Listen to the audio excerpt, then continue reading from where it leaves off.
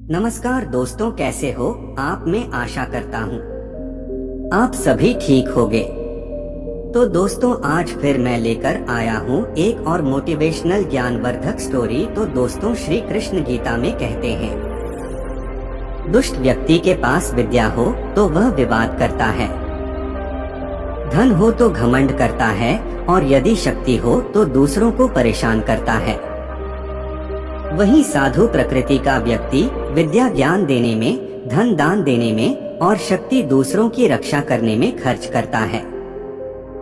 एक बार महाराजा विक्रमादित्य प्रायः अपने देश की आंतरिक दशा जानने के लिए वेश बदलकर पैदल घूमने जाया करते थे। एक दिन घूमते घूमते एक नगर में पहुँचे।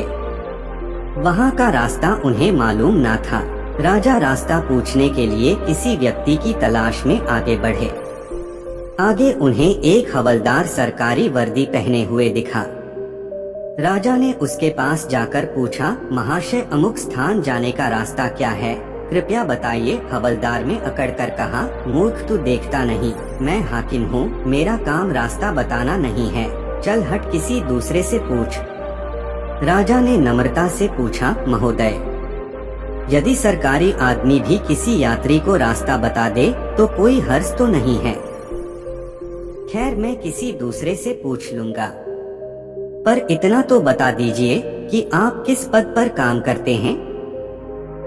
हवलदार ने भौहें चढ़ाते हुए कहा, अंधा है, मेरी वर्दी को देखकर पहचानता नहीं कि मैं कौन हूँ। राजा ने कहा, शायद आप पुलिस के सिपाही हैं। उसने कहा, नहीं, उससे ऊंचा। तब क्या नायक हैं? नहीं, उससे भी ऊंचा। अच्छा, तो आप हवलदार हैं? हवलदार ने कहा, अब तू जान गया कि मैं कौन हूँ, पर यह तो बता, इतनी पूछताछ करने का तेरा क्या मतलब, और तू कौन है? राजा ने कहा, मैं भी सरकारी आदमी हूँ। सिपाही की ऐंठ कुछ कम हुई। उसने पूछा, क्या तुम नायक हो?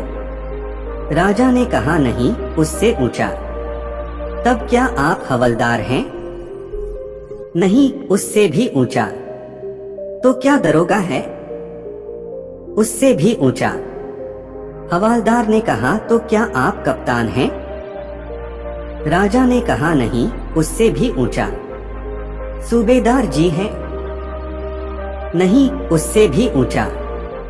अब तो हवलदार घबराने लगा। उसने पूछा, तब आप मंत्री जी हैं? राजा ने कहा, भाई, बस एक सीढ़ी और बाकी रह गई है। सिपाही ने गौर से देखा तो शादी पोशाक में महाराजा विक्रमादित्य सामने खड़े हैं।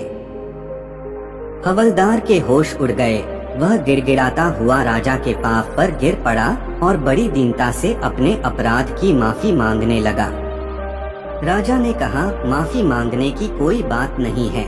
मैं जानता हूँ कि जो जितने नीचे है वह उतने ही अकड़ते हैं।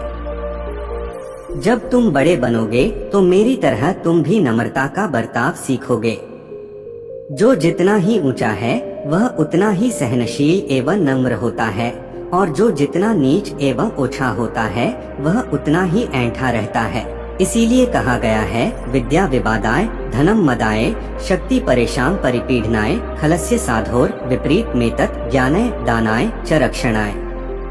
अर्थात दुष्ट व्यक्ति के पास विद्या हो तो वह विवाद करता है, धन हो तो घमंड करता है, और यदि शक्ति हो तो दूसरों को परेशान करता है। वही साधु प्रकृति का व्यक्ति विद्या ज्ञान देने में, धन दान देने में और शक्ति दूसरों की रक्षा करने में खर्च करता है।